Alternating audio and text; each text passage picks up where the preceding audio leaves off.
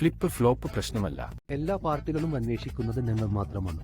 വിജയസാധ്യത ഒരു പ്രധാന ഘടകമാണ്. എന്നാൽ ഭരണം നടത്തുമ്പോൾ നിതീഷ് കുമാറാണ് മുഖം. ഒരു മുഖ്യമന്ത്രി ജയിലിൽ പോയാൽ മുഖ്യമന്ത്രിയായി തുടരുകയാണെങ്കിൽ തെറ്റ് എവിടെയാണ്? ഏത് സാധാരണക്കാരനും കുടുംബ പശ്ചാത്തലം കാരണം വരാം നേതാവാകാം. അതൊരു പ്രശ്നമാണ്.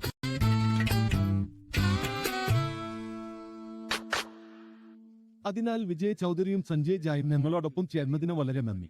തിരഞ്ഞെടുപ്പ് കാലത്തിന്റെ മദ്യം എനിക്കറിയാം. നിങ്ങൾ തിരക്കിലാണോ അതോ നിങ്ങൾ തിരക്കിലാണെന്ന് നടിക്കുകയാണോ?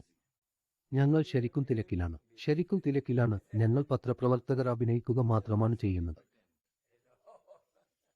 അത് നിങ്ങളുടെ തിരഞ്ഞെടുപ്പായിരിക്കാം, പക്ഷേ ഞങ്ങളുടെ ഭാഗത്ത് ഇതൊരു നിർബന്ധമാണ്.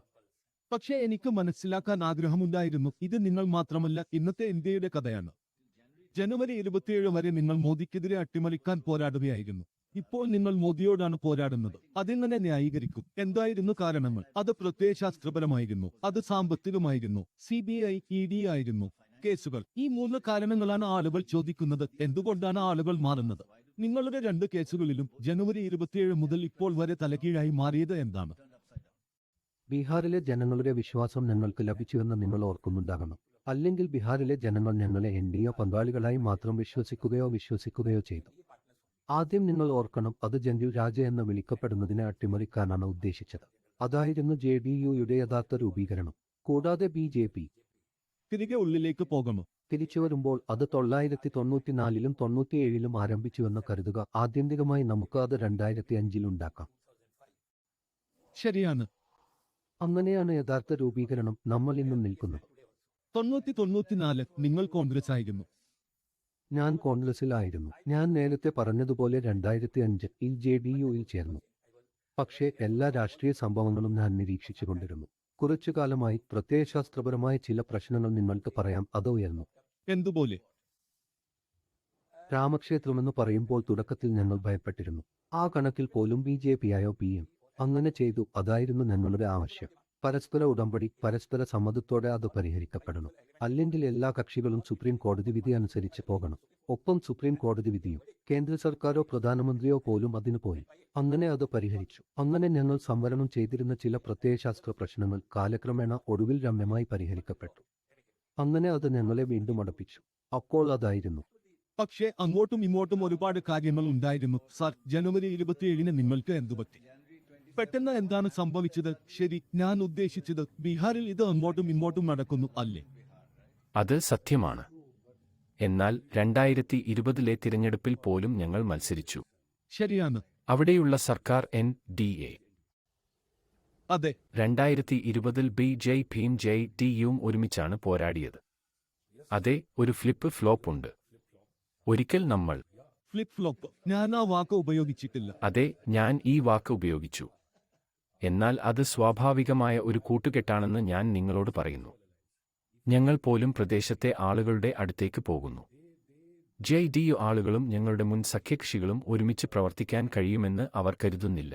എന്നാൽ അവർക്ക് ഫ്ലിപ്പ് ഫ്ലോപ്പ് തോന്നുന്നില്ലേ? ഞാൻ നിങ്ങൾക്ക് വോട്ട് ചെയ്യുന്നു, പിന്നെ അത് മറിച്ചാണ്, പിന്നെ അത് പരാജയമാണ്. നിങ്ങൾക്ക് വീണ്ടും ഫ്ലിപ്പ് ഫ്ലോപ്പ് ചെയ്യാം. ഇല്ല. അവർ അങ്ങനെ പറയുമോ? ഈ ഫ്ലിപ്പ് ഫ്ലോപ്പിനെ കുറിച്ച് ആളുകൾ എന്താണ് പറയുന്നത്? ആളുകൾ ഒന്നും പറയുന്നില്ല. ആളുകൾ നിതീഷ് കുമാറിന്റെ ജോലിയാണ് പ്രധാനമായും അന്വേഷിക്കുന്നത്. അതുകൊണ്ടാണ് കഴിഞ്ഞ 18 വർഷമായി എനിക്ക് നിങ്ങളോട് പറയാൻ കഴിയുന്നത്, അത് ആരായാലും നിയമസഭാ തെരഞ്ഞെടുപ്പിൽ നിതീഷ് കുമാറാണ് മുഖം. മുഖ്യമന്ത്രി എന്ന നിലയിൽ നിതീഷ് കുമാറിന്റെ മുഖത്തിനാണ് ജനങ്ങൾ വോട്ട് ചെയ്യുന്നത്. ഇത് വളരെ നീളമുള്ളതും ബീഹാറിനെ പോലെ സ്ഥാപിച്ചതുമാണ്. എന്നാൽ അദ്ദേഹം ഫ്ലിപ്പ് ഫ്ലോപ്പ് എന്നും അറിയപ്പെടുന്നു. ബീഹാറിലാണ് അദ്ദേഹം പ്രസവിച്ചത്. ഫ്ലിപ്പ് ഫ്ലോപ്പ് പ്രശ്നമല്ല. ഫ്ലിപ്പ് ഫ്ലോപ്പ് പ്രശ്നമല്ല. അതെ, അത് പ്രധാനമാണ്. പക്ഷേ അവൻ ശ്രമിച്ചു. അവൻ പരമാവധി ശ്രമിച്ചു. കാരണം ഞാൻ അവനോടൊപ്പം ചുറ്റിക്കറങ്ങി.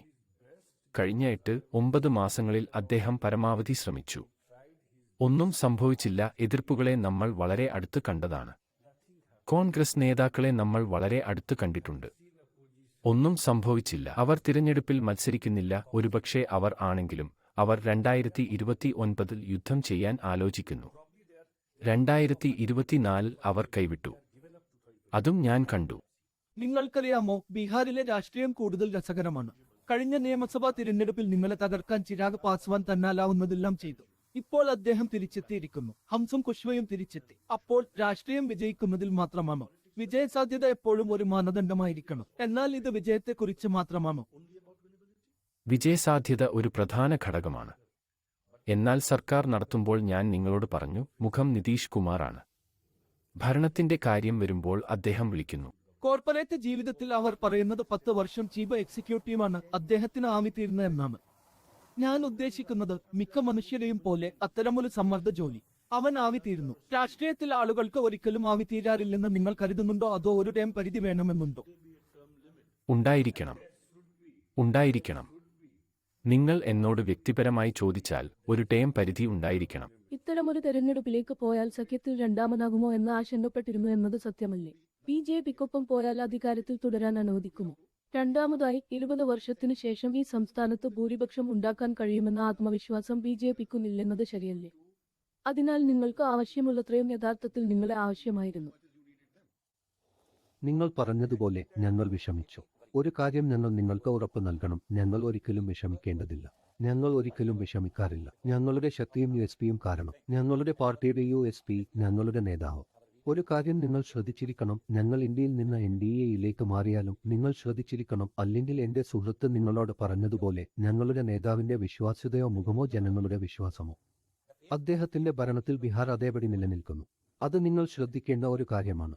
ഞങ്ങൾ പക്ഷം മാറിയിട്ടുണ്ടെങ്കിൽ എല്ലാ പാർട്ടികളും അന്വേഷിക്കുന്നത് ഞങ്ങളെ മാത്രമാണ്. എന്നാൽ നിങ്ങൾ അത് പറയുന്നു, അവർ അവനെ വിളിക്കുന്നു. ഇത് എന്റെ ഫ്ലിപ്പ് ഫ്ലോപ്പ് നിതീഷല്ല, അത് അദ്ദേഹത്തിന്റെ വിശ്വാസ്യതയെ ബാധിച്ചിട്ടില്ലേ? അവൻ ഒരു പാർട്ടിയിൽ വോട്ട് ചെയ്തു, അവൻ മറ്റൊന്നിലേക്ക് മാറുന്നു, പിന്നെ അങ്ങോട്ടും ഇങ്ങോട്ടും പോകുന്നു. അത് വിശ്വാസ്യതയെ ബാധിക്കുന്നില്ലേ? കാരണം അദ്ദേഹം വിശ്വാസ്യതയെ പരാമർശിക്കുകയായിരുന്നു. ബീഹാറിനെക്കുറിച്ച് എനിക്ക് പറയാം. ബീഹാറിലെ ജനങ്ങൾക്ക് തന്നിൽ വിശ്വാസമുണ്ടെന്ന് വിജയ് ബാബു പറഞ്ഞു. അവനിലുള്ള വിശ്വാസം.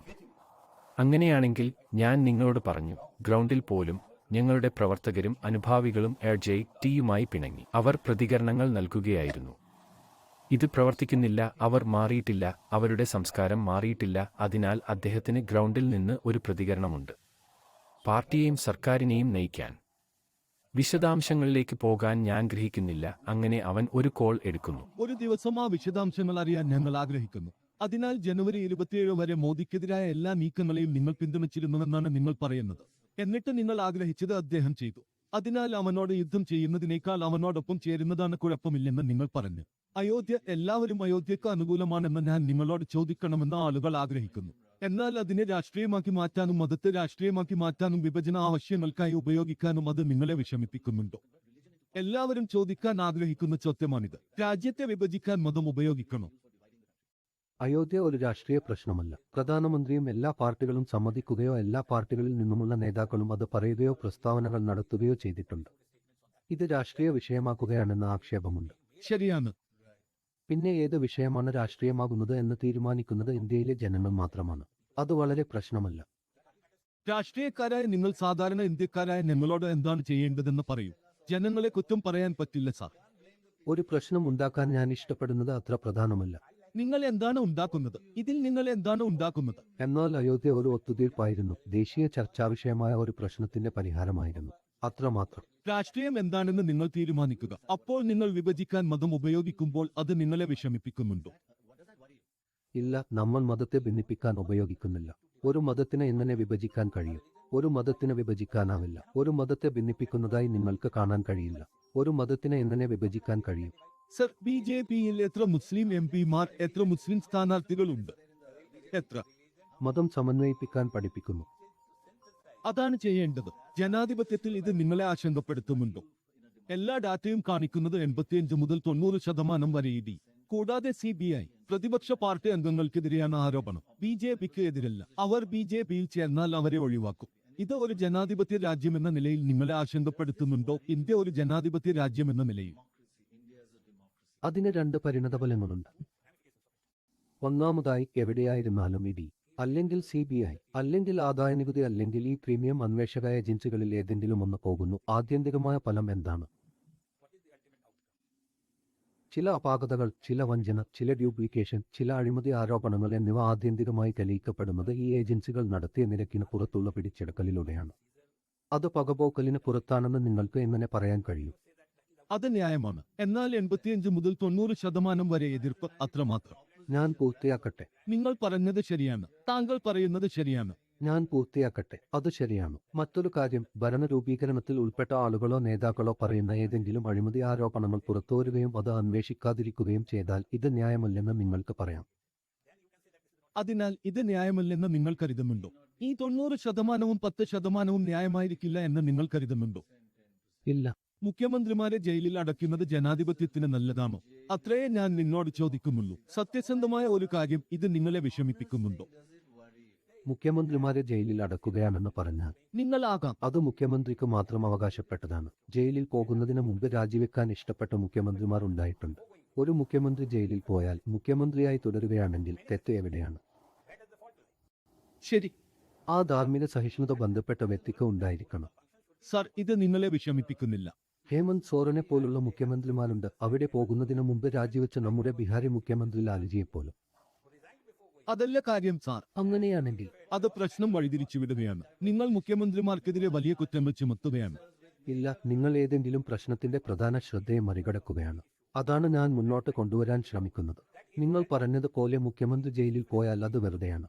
ഇല്ല, മുഖ്യമന്ത്രി ജയിലിൽ പോയാൽ അത് ജനാധിപത്യത്തിന് നല്ലതല്ല എന്ന താങ്കളുടെ അഭിപ്രായത്തോട് ഞാൻ യോജിക്കുന്നു.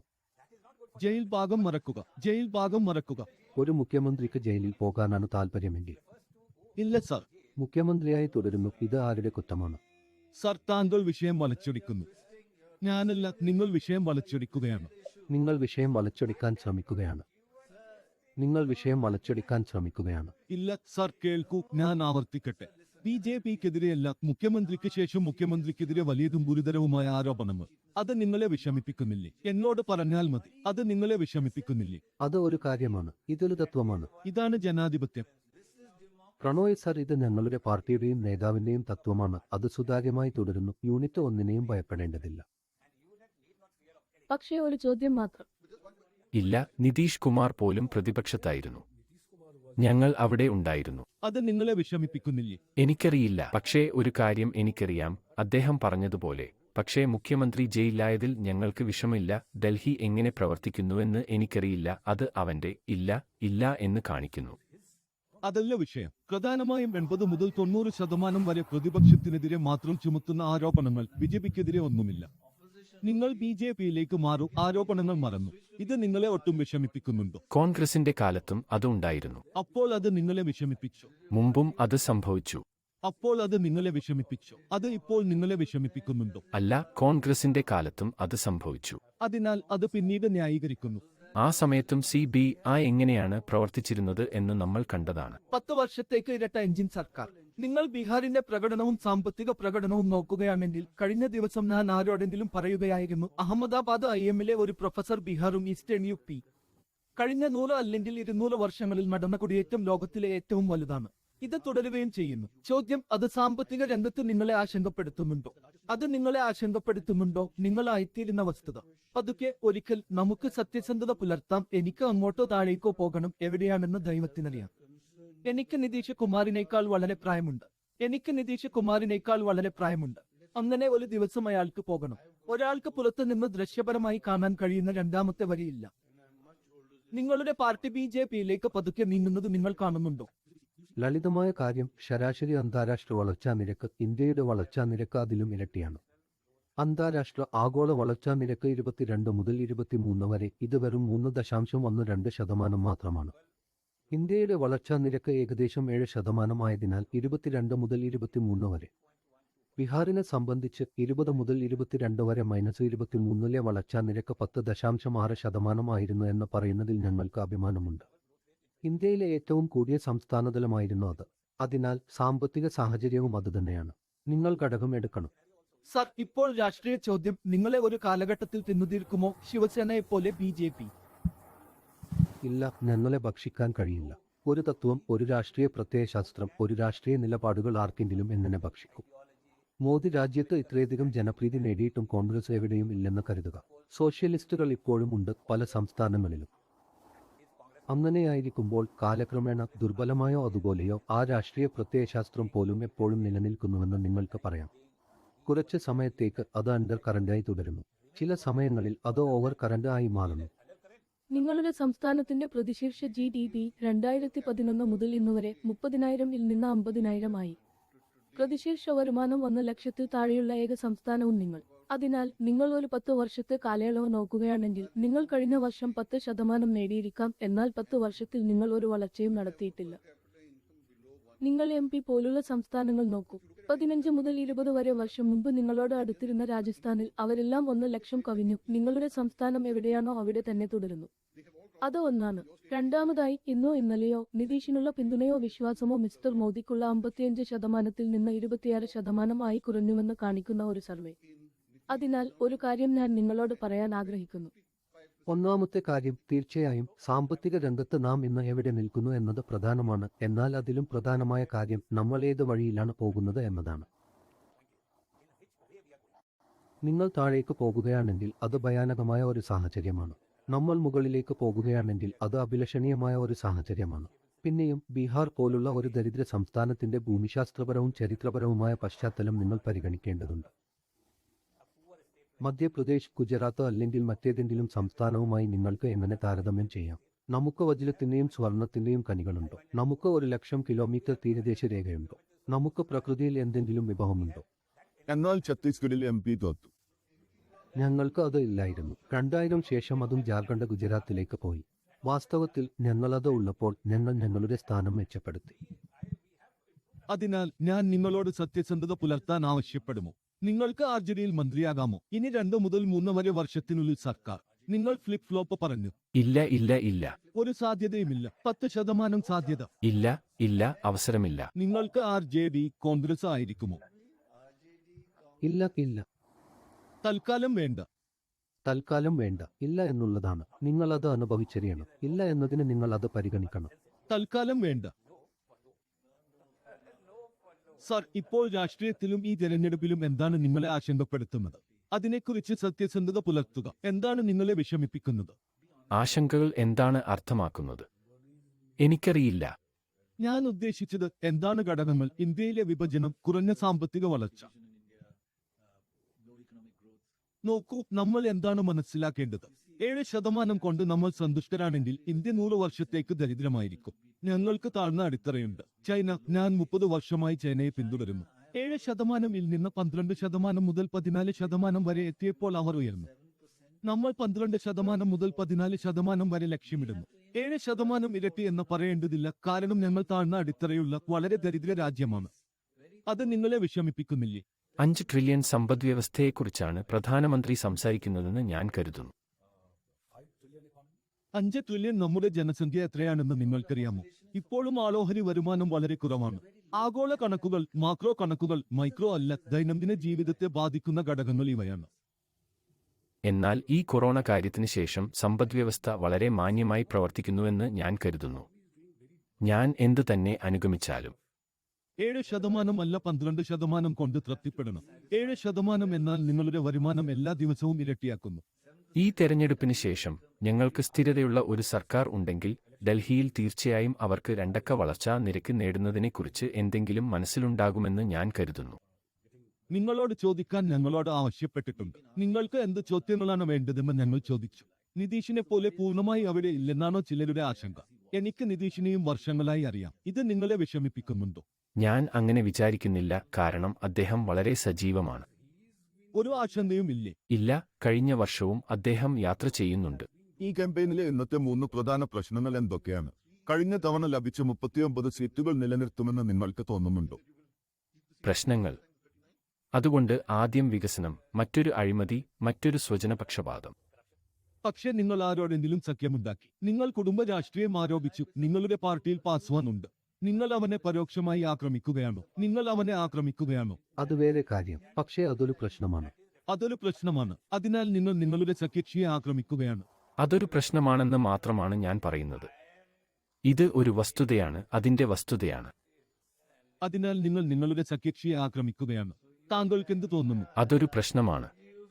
തികച്ചും. കുടുംബ രാഷ്ട്രീയം. ഏത് സാധാരണക്കാരനും കുടുംബ പശ്ചാത്തലം കാരണം ഒന്ന് നേതാവാകാം. അതൊരു പ്രശ്നമാണ്. അതൊരു പ്രശ്നമാണ്. അതിനെക്കുറിച്ച് മിസ്റ്റർ പാസ്വാനെ എന്താണ് തോന്നുന്നതെന്ന് ഞാൻ അത്ഭുതപ്പെടുന്നു. ഇല്ല ഇല്ല, അതൊരു പ്രശ്നമാണ്. അതൊരു പ്രശ്നമാണ്. അതൊരു പ്രശ്നമാണ്. നിങ്ങൾ കാണുന്ന പ്രധാന പ്രശ്നങ്ങൾ എന്തൊക്കെയാണ്? വികസനം. ശരിക്കും തൊഴിൽ. ശരിക്കും തൊഴിൽ. താങ്കൾ പറഞ്ഞതുപോലെ കുടിയേറ്റം. അതാണ് വിഷയം. മൈഗ്രേഷൻ. അതിനാൽ നമുക്ക് ഇവിടെ കുറച്ച് നിക്ഷേപം ഇല്ലെങ്കിൽ, നമുക്ക് ഇവിടെ കുറച്ച് വ്യവസായങ്ങൾ ഇല്ലെങ്കിൽ, കൂടുതൽ സാമ്പത്തിക വികസനം ഇല്ലെങ്കിൽ, ഞങ്ങൾ കുടിയേറ്റം നിലനിർത്തും. അത് ഞങ്ങൾക്ക് ഒരു പ്രശ്നമാണ്. വളരെ നന്ദി.